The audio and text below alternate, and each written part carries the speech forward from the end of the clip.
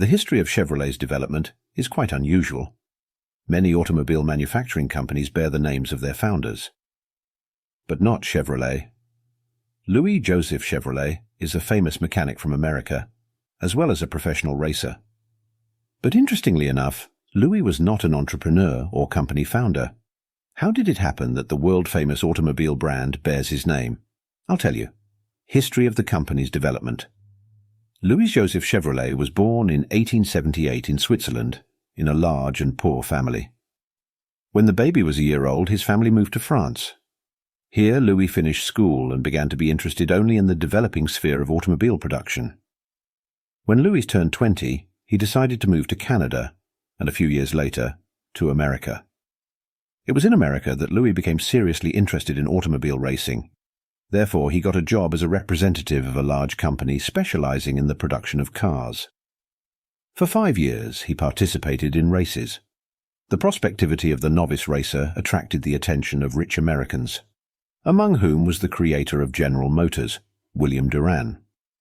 At that time, William Durand sought to monopolize the automobile manufacturing sector in America, including various car companies in the GM brand. Soon, Durand proposed Chevrolet to become an official Buick racer. From this time onward, a success story began to unfold. Before the outbreak of World War I, Louis Chevrolet was one of the top 10 racing drivers in America. Chevrolet's success coincided with Durand's failures. He became so obsessed with monopoly that he brought the company to the brink of bankruptcy.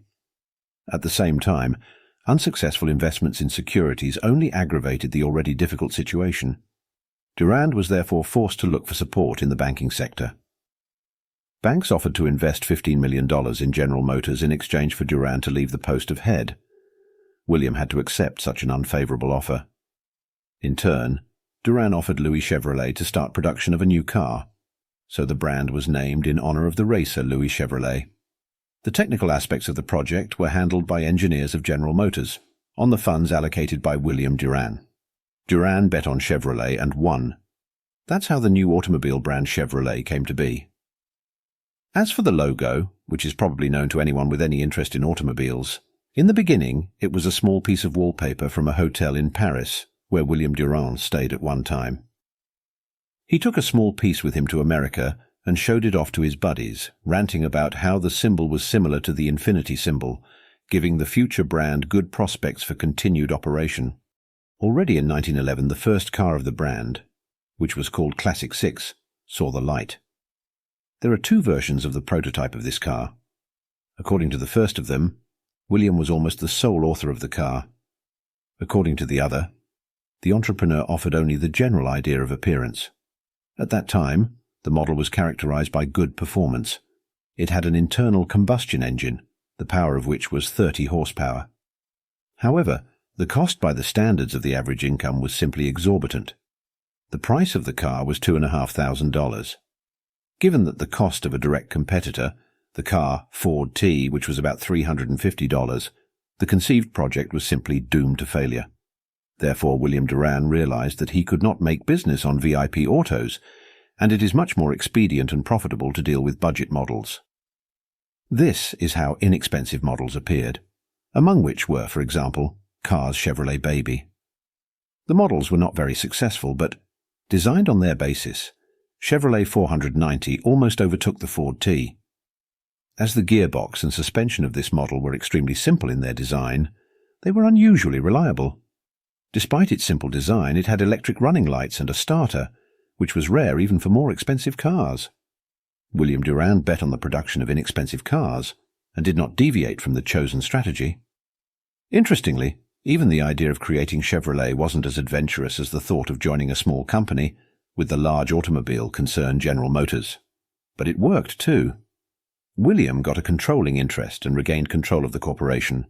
So Chevrolet joined General Motors in 1917, and cars of this brand became the mainstream in production. After a while, Chevrolet stops producing the Chevy 490 and launches a new model, the Superior. Literally in the first year, sales reached 480,000 units. A year later, the company launched production of vans. 1927 was marked for Chevrolet by the departure from the arena of the main competitor Ford T, which allowed Chevrolet to become the most popular passenger car in America. Further events unfolded as follows. In 1929, the company launched mass production of a 16-cylinder internal combustion engine, the cost of which was comparable to a 4-cylinder engine.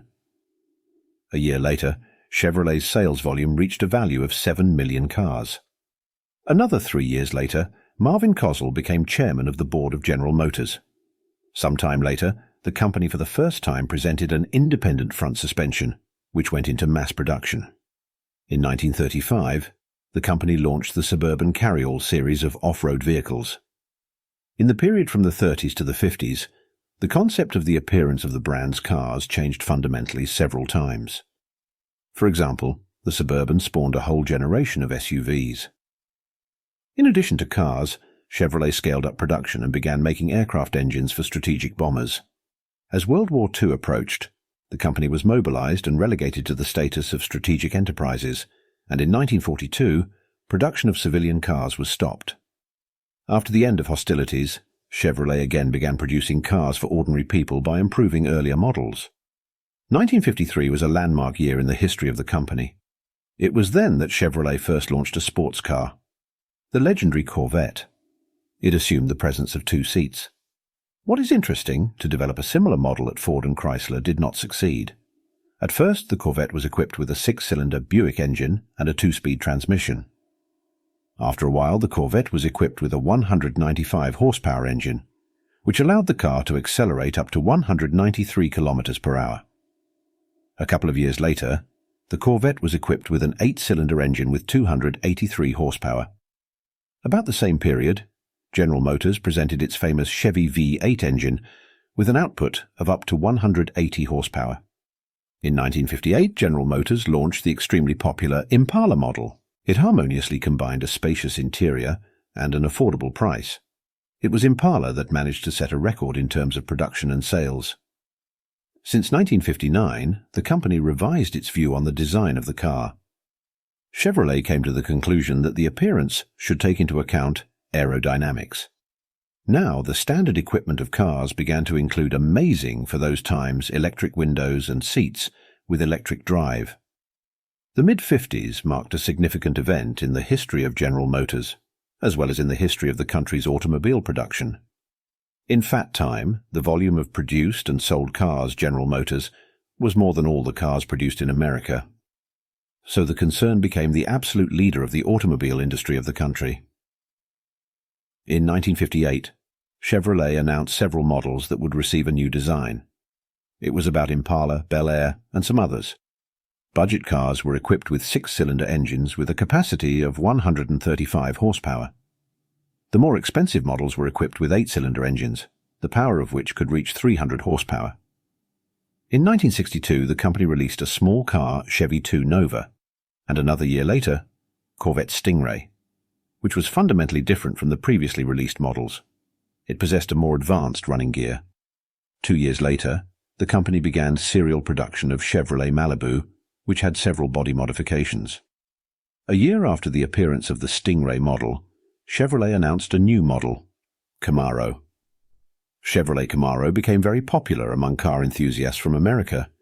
In 1969, General Motors released another model, all-wheel drive Chevrolet Blazer.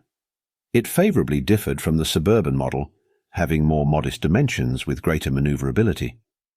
After some time, the Blazer model was significantly modernized. More precisely, the basic equipment began to include disc brakes on the front axle. In 1979, the company celebrated the anniversary, reaching the mark of 100 million cars produced. The next year, the company released a small car Citation, and a year later, Cavalier. This particular model was intended to be a competitor for many importers from Europe or Japan. The Cavalier was able to break sales records in 1985. Also at this time, the new Blazer S10 was released on the market, which became the best in its class. The brand also released a number of new products, characterized by different sizes, 4.3 meters and 4.7 meters long. But the differences were not only in dimensions. The design of the models also had its own features. Soon these models were divided into the Blazer and Chevrolet Tahoe. In 1986, the Corvette began to be equipped with anti-lock brakes from the company from Germany Bosch. A sporty version of the Corvette opened rallying. To ensure sufficient power, the company started installing Vortec engines. This, at the same time, helped to reduce fuel consumption. In 1996, the Malibu model was launched, which received positive feedback from both specialists and ordinary people. It was optimally suited as a family car. In the 2000s, the company decided to return to the production of previously popular models.